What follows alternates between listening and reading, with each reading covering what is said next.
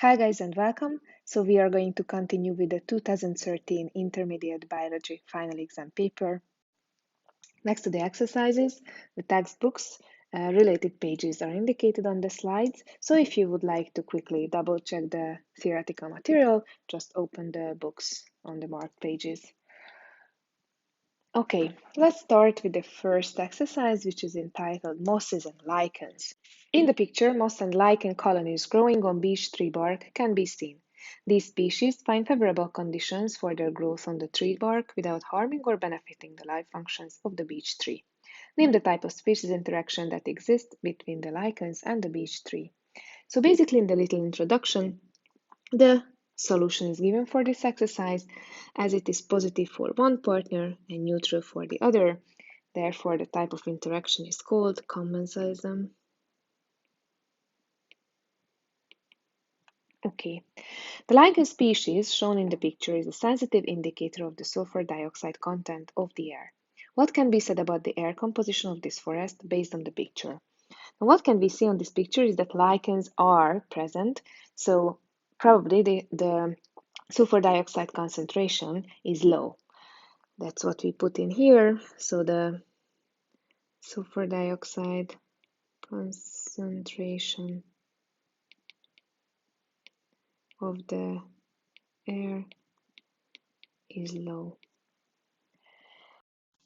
In this forest, the mosses and lichens covered mainly the north side of the tree trunks, give a sensible explanation for the phenomenon.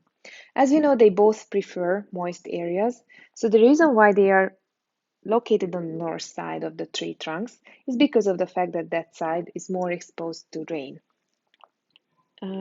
If you would travel to the southern hemisphere, the story would be a little different.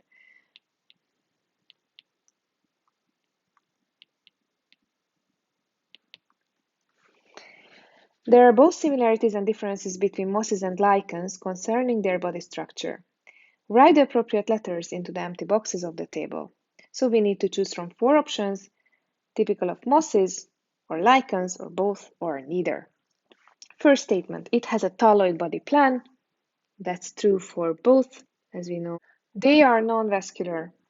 It has leaves. That's going to be D. These are not leaves. These are not real leaves. These are called leaf-like structures. It is capable of photosynthesis. That's true for both. Don't forget that a lichen is a composite organism. In its cells, organic molecules are also broken down. That's true for both. It takes up organic substances from the tree trunk of the beech tree. That's going to be typical of neither. It consists partly or entirely of eukaryotic cells. Moss plant is entirely, the lichen is partly, so C, typical of both, and its cells are surrounded with a cell wall. That's also true for both. Sea turtles. The loggerhead sea turtle spends its entire life in water, climbing onto the sandy shore only during its reproductive period. The eggs are hatched by the heat of the sun. The little turtles hatch at night and make their way towards the moonlit water surface. This rather rare species is threatened in many ways by the seashore tourism. The poles of beach umbrellas stuck into the sand, the lights of nightclubs, and the plastic trash thrown into the water all present danger for the species. If the inexperienced turtle mistakes plastic litter for a floating medusa and eats it, the turtle will die. Based on the above information, write 2 possible nature conservation measures with which the Greek government could promote the survival of the protected turtle population without hindering tourism. The picture, which was taken on the shore of one of the Greek islands, can help you to answer the question. So if you look at the picture, you can see how sure the laid eggs can be protected. There are some other solutions that can be mentioned from the text as well, for example, the closure of sandy shore for the nights. And also it's important to eliminate the sources of pollution from the area. So one of the possible answer can be the following. The laid eggs can be protected. And then the sources of pollution should be eliminated or can be eliminated. In colloquial Hungarian language, turtles are often called, rather wrongly, turtle frog. By filling in the table below, highlight two important differences between turtles, belonging to reptiles, and frogs, belonging to amphibians, which explain their different taxonomic placement. It's a big help from the exercise that the classes are indicated as well. So we just need to compare adult frogs and adult turtles in terms of their breeding, type of fertilization, and integument. So let's start with the breeding. We know that frogs have lungs, but these lungs are not efficient enough to fulfill their needs. So they need skin breathing as well throughout their very thin and moist skin. Adult turtles, their skin is impermeable and they breathe with lungs. Type of fertilization, in case of the frogs, it is external, and amphibians rely on water for their reproduction. And for the turtles, basically, it is internal and it is entirely on land. For the integument, there's a big difference in here. The frog's compound epithelium is basically slightly keratinized and they have moist skin, which is really thin. As I have mentioned, you can also write in here slightly keratinized epithelium. And basically the turtles have keratinized epithelium. Okay. Although the development ontogeny of turtles and humans differ in several ways, turtles also have amniotic sac. What fills the space inside the amniotic sac in both organisms? Easy question. Amniotic fluid.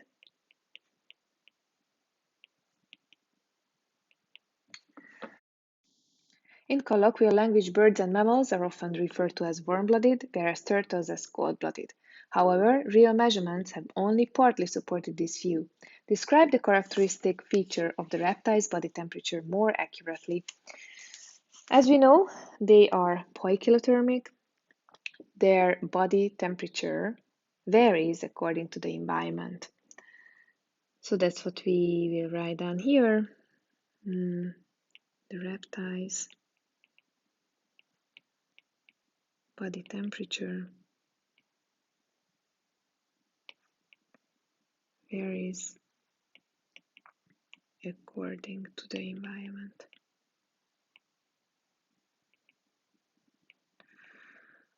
Seriously, guys, I'm trying to write in a nicer way, but it's not easy.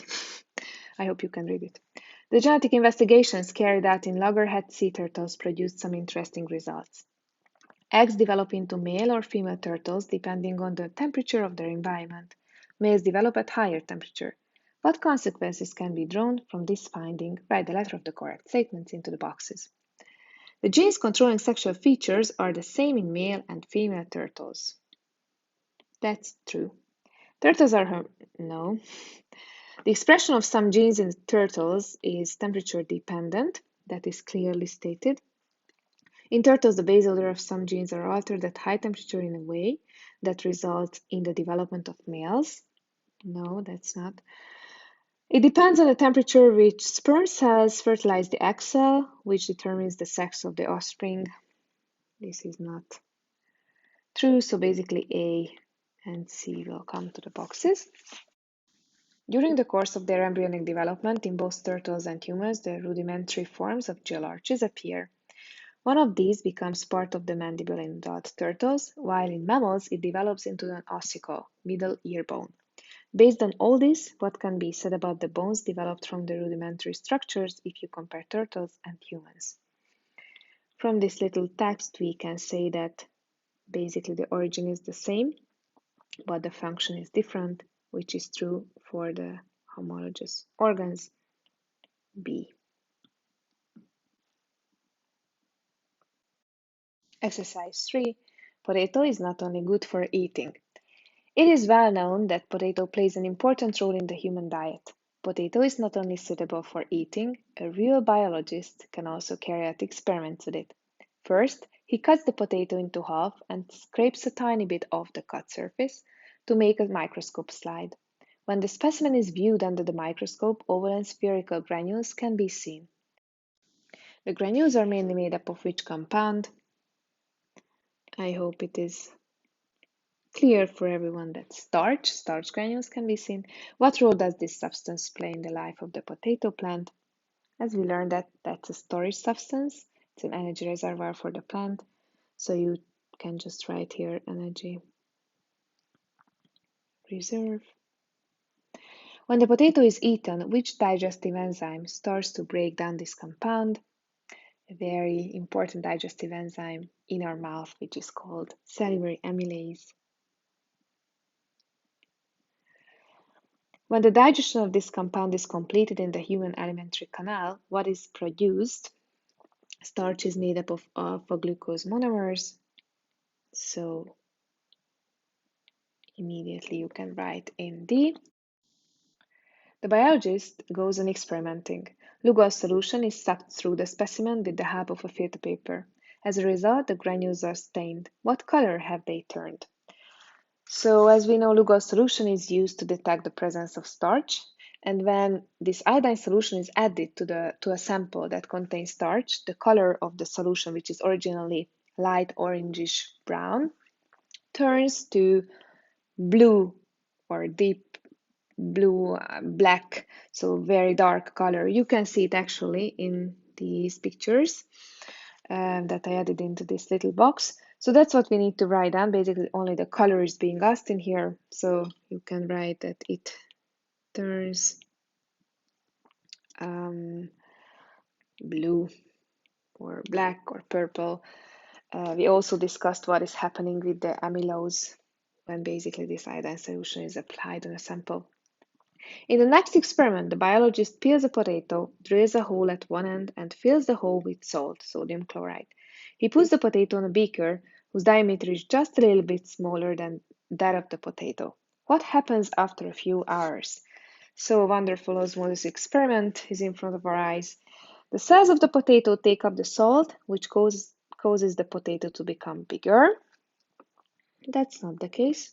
The potato shrinks and falls into the beaker. That's what happened. I hope you remember for the experiment. The cells of the potato dilate and the potato becomes bigger. No. The turgor pressure of the potato cells increases. No. The salt in the hole becomes wet. Definitely. So B and E. Explain the phenomena. So as we mentioned previously, osmosis took place and the cells of the potato basically lose water and therefore the potato shrunk. Then the salt became wet. So we nicely explain it on the dotted lines. Osmosis occurred. Potato cells lose water.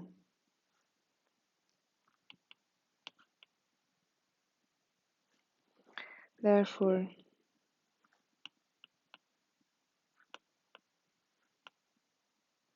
potato shrink.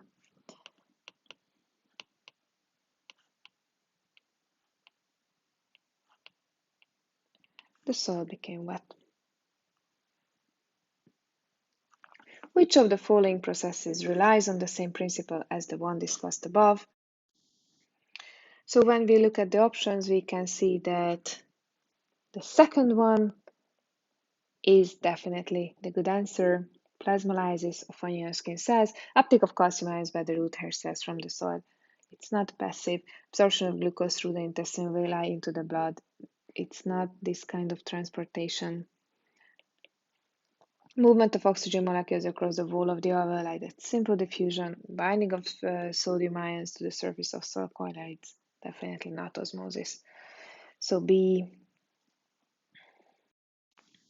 Exercise 4, the human ear. Two important parts of the human ear are the middle ear and the inner ear. Write the appropriate letter into the boxes next to each statement. So the possible answers: A, typical of the middle ear, B, typical of the inner ear, C, typical of both, or D, typical of neither. So the first statement, bones connected by joints can be found in here. I hope you remember hammer, anvil, and stirrup. Stirrup is the smallest bone in the human body. They are located here, and the good answer is A, as they are in the middle ear. The receptor cells involved in the production of auditory sensation are found in here. That's gonna be in the inner ear, so B. The auditory sensation is produced in here. It is produced in the temporal lobe, the brain, so the answer here is gonna be D. It is bordered by the tympanic membrane from one side. That is the middle ear, so A is the good answer. The sound vibration is mechanically transmitted through it. That's true for both. It is filled with fluid. If you remember what you have learned about the cochlea, then you will know that B is the good answer, inner ear. It is connected with the pharynx. Eustachian tube is responsible for connecting actually the middle ear with the pharynx. So A comes here. The organ of balance, vestibular apparatus, is found in here. That's going to be B again. The auditory canal is one part of it. That is the outer ear, so in this case, D is the good answer. Sore throat can cause the inflammation of this part. As we discussed it earlier, the eustachian tube is responsible for connecting the middle ear and the pharynx, so A comes here. Okay. Let's move on to the fifth exercise, limbs and their functions. The limb of an insect and that of a human are shown in the pictures. Which are the striated muscles in the pictures? Write the letter of the correct answer into the empty box. So arthropods are the first to have skeletal muscles, therefore X and Y are going to be good answers. And we also have skeletal muscles, basically here, the biceps and the triceps are indicated. So we are looking for an answer where X, Y, A, and B is included, which is going to be C, as is seen here. Which muscles shown in the pictures are attached to the outer skeleton? That's an easy question. We know that insects have exoskeleton, we have endoskeleton, so basically the X and the Y muscles should be named in here, and therefore A is the good answer. Its contraction causes the limb to bend, flex, so we're looking for flexors. Basically the biceps will initiate this movement, and then the muscle which is indicated with X. So in this case, the E, answer E. Welcome to the box. Where can the cell body of the motor neuron be found, which directly affects the muscle indicated by A in the picture on the right? So basically, in the gray matter of the spinal cord, the pair of ventral horns made up of cell bodies and motor neurons, and the first statement is clearly indicating this condition in the ventral horn of the spinal cord gray matter. Therefore, A. Welcome to the box. Name the two bones of the lower arm in the picture on the right. So, radius and ulna are the bones of the lower arm. Name the two bones making up the girdle of the limb shown in the picture on the right. So the shoulder girdle bones should be named clavicle or collarbone and scapula or shoulder blade. Okay. Respiration of animals. Write the number of each statement into the appropriate spaces of the figure and then answer the questions. I don't know why this exercise has a yellow frame, but anyhow. So we have insect, mammal, and earthworm, and a few intersections in here. So let's look at the statements. The oxygen passes into the cells of the animal by diffusion. That's true for all of them. The animal takes up the oxygen by diffusion over its body surface. Earthworm, basically, He's just writing this way. The working of the respiratory organs is helped by breathing movements. Breathing movements. Insects and mammals. So 3 comes to this intersection. The exhalation is the active process in the animal's respiration. It's gonna be insect. The inhalation is the active process in the animal's respiration. That's fine in mammals. The respiratory organ of the animal consists of tubules which contain chitin. That's gonna be true for the insect. Fresh air passes through its respiratory organ during both exhalation and inhalation. Double ventilation is being present. That is true for the birds, but it's not an option, so I just write it here. Name the respiratory organ of insects. Insects have tracheal tubes. We just write here tracheal system.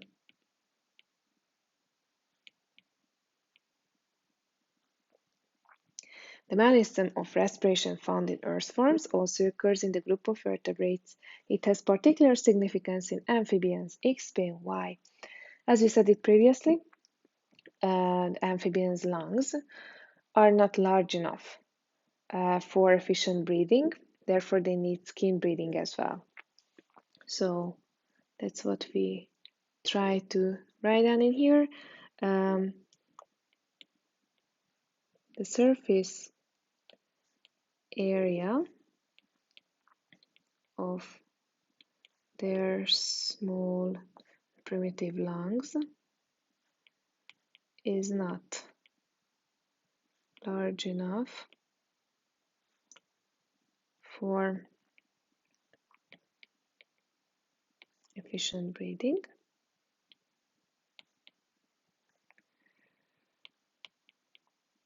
Therefore, they need skin breathing as well. Okay, and it's very important for them to keep their skin moist. Actually, it's dangerous if their skin dries out. Okay. Exercise 7. A little bit of genetics. Garden peas. Gregor Mendel studied the inheritance of several characteristics of garden peas, Pisum sativum. He discovered that the seed shape is controlled by one single gene in a dominant recessive fashion. In another of his experiments, he investigated the inheritance of stem length in garden peas. The individual plants of the dwarf pea population, which was produced by inbreeding, were crossed with those of the tall pea population, also produced by inbreeding. By crossing the individual plants of the resultant F1 population, he brought about the F2 generation. The distribution of stem lengths in the population, the proportion of plants with a given stem length expressed as a percentage of the population, is shown in the diagram. Write T into the boxes at the end of each line if the statement is true, F if the statement is false, and X if it cannot be decided based on the information provided. First statement, the tall parental generation is indicated by P1, dark bars. So let's see, what do we know about the tall and the short plants? Okay, on the y-axis we can see the stem length is indicated, and it is clearly showing that the tall parental generation is indicated by P2, not by P1. Therefore, this statement is false. There are plants in the tall parental generation which are shorter than any other individual in the F1 generation. If you compare this tall parental generation and basically the F1 generation, you can see that this statement is actually true. There are plants in both the dwarf and the tall parental generations which have the same stem length. You need to observe this bar in here, which is basically showing that the statement is true. When examining the F1 generation, Mendel put the plants into 7 different phenotypic groups. 1, 1, 2, 3, 4, 5, 6, and I think that's a 7 over there. Yes, so this statement is also true. In the F1 generation, the most frequent stem length is 140 centimeters. As we discussed, this is indicating 150 and this is 200 in here. And this is the most frequent, which is not 150 but 160. So the statement is false. Stem length and seed shape are characteristics inherited independently of one another. We can't really decide according to the information that is given, this statement. The members of the F1 generation were heterozygous for the given characteristic. That's true, as we know that basically these parents have been crossed, so the F1 generation should be heterozygous for the characteristic. The stem length of plants is usually a typical quantitative characteristic. However, Mendel's investigations show that in the garden piece, whether a plant belongs to the dwarf or tall category is determined by 2 alleles of one gene and is inherited in a dominant recessive manner. Name one typical feature of the inheritance pattern shown in the graph which supports the above statement.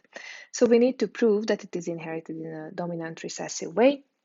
If you look at the F1 generation, actually no intermediate phenotype can be seen. That can be one of the typical feature, or you can also mention that all plants are tall in the F1 generation, as the exercise is asking us to name one typical feature. I just wrote here, right here, that all plants are tall.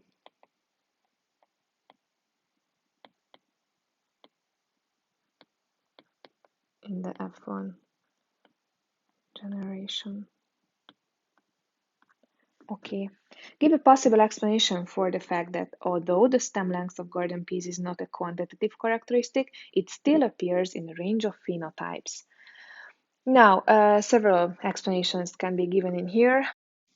For example, the different environmental conditions could cause differences between the stem length, or other genes may influence their height. As we need to name or give one possible explanation, I just write here that other genes may also influence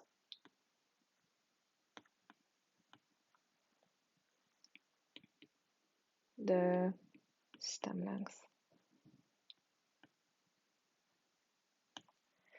What percentage of the total F2 generation is dwarf? Answer this question theoretically based on your knowledge. Estimations based on the height of the bars are not acceptable. So, basically, we are interested in this condition, and that's going to be 25%. If you quickly draw a Punnett square, you can prove this statement. So 25% of the offsprings will be homozygous dominant, 50% of the offsprings will be heterozygous, and then 25% will be homozygous recessive, so dwarf. That was the question. What is the expected phenotypic ratio in the offspring if the dwarf plants of the F2 generation are crossed with one another? So the question is asking what is happening if you cross these individuals. Obviously, all of the offsprings will be dwarf, so A is going to be the good answer. And the last exercise, danger signs of the Earth. After reading the excerpt, answer the questions. From Alaska to the snow-covered Andes, the world is warming up, and it is all happening rather quickly. Although the global average temperature is only 0.6 degrees Celsius higher than at the beginning of the last century, the coldest and most remote spots have warmed more than that. What are the worrying consequences? Ice is melting, rivers are running dry, coasts are eroding, and communities are being threatened. Plants and animals are also affected by the increased temperature. For centuries, we have been cutting down forests, burning coal, oil, and natural gas to heat our homes and releasing carbon dioxide and greenhouse gases into the atmosphere at a rate which exceeds the capacity of plants and oceans to absorb them. As the level of carbon dioxide is increasing, so is the temperature by an additional 1.5 5.5 degrees Celsius until the end of the century, according to the forecasts. The world is so much dependent on fossil fuels that it will not be easy to limit emissions. 3 years ago, the USA rejected the Kyoto Protocol, which only aimed at slowing down the rate at which the levels of greenhouse gases are rising. The increasing temperature could bring about extreme weather patterns. The melting of ice causes the levels of oceans to rise, and changes in the temperature and salt content of the oceans could alter ocean currents. First question: what are the possible reasons for global warming according to the article? Give at least 4 reasons. So in order to answer this question, we need to analyze the text again. Actually, it is written down in the middle part that we have been cutting down forests, burning fossil fuels, releasing carbon dioxide and greenhouse gases into the atmosphere. So these are 4 possible answers in here: deforestation, burning fossil fuels,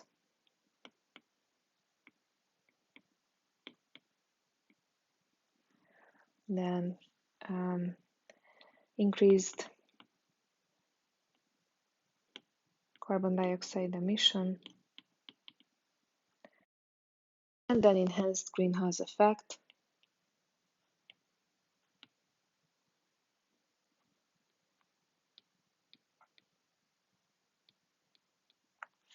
What are the consequences of global warming? Give at least 3 consequences based on the article. So again, we need to analyze the text. It is written down at the beginning: ice is melting, rivers are running dry, coasts are eroding, communities are being threatened. Also, at the end, you can read that oxygen levels are rising, changes in temperature and salt content of the oceans. So any of these can be written down in here. I just write melting of ice, then drying rivers, and then ocean levels.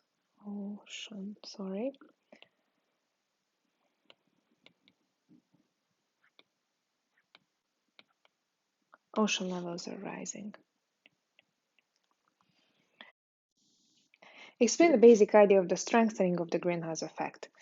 First thing first, greenhouse effect is a good thing. It helps us to basically keep the average global temperatures within ranges which are suitable for living organisms. But basically, the problem starts when the greenhouse gas concentrations are too high. So what is happening? Solar radiation first warms up the surface, from where the heat is irradiated back into the air, and then the greenhouse gases trap some of this heat in the atmosphere. Now, when the greenhouse gas concentration is increasing, more heat will be trapped in the atmosphere, and that is causing an increase of global temperatures.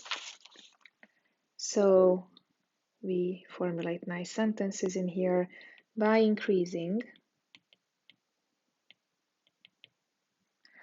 the greenhouse gas concentrations,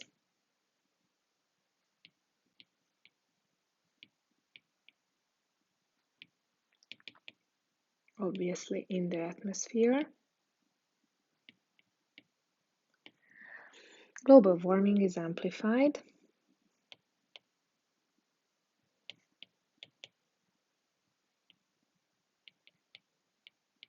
because more irradiated heat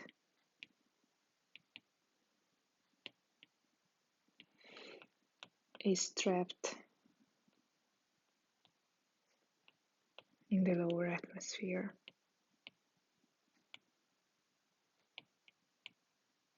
By the greenhouse gases. Describe the forecast concerning the average temperature of the Earth between 2004 and 2100. So we can read it in the text.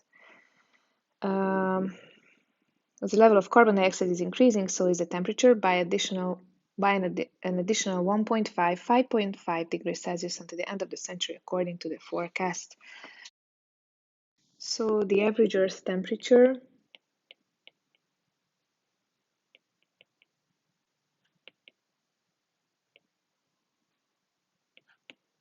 will have risen have risen by 1.5, 5.5 degrees Celsius by the end of the 21st century.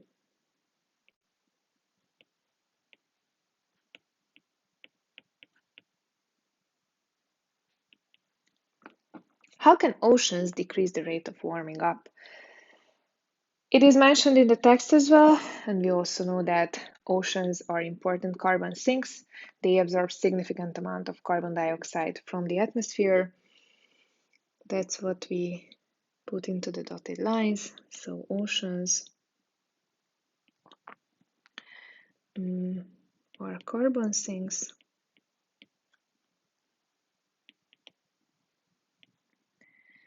They absorb significant amount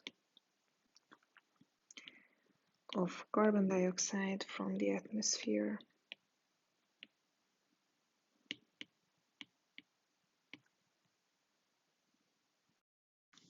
In your opinion, how can the rate of climate change caused by the humans be decreased? Give at least 3 solutions.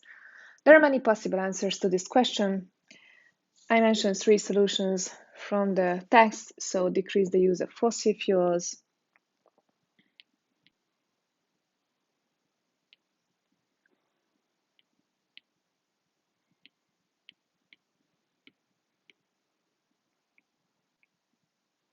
then decreasing deforestation,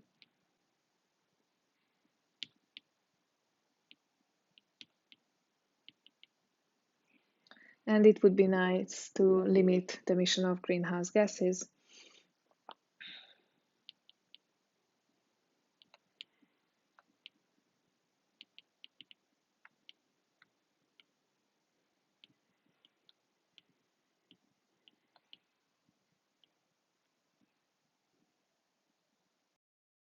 Thank you very much for your attention. I hope that it was helpful. Keep up the good work and don't forget hard work pays off. Should you have any questions, feel free to write me an email, and I wish you the best of good luck.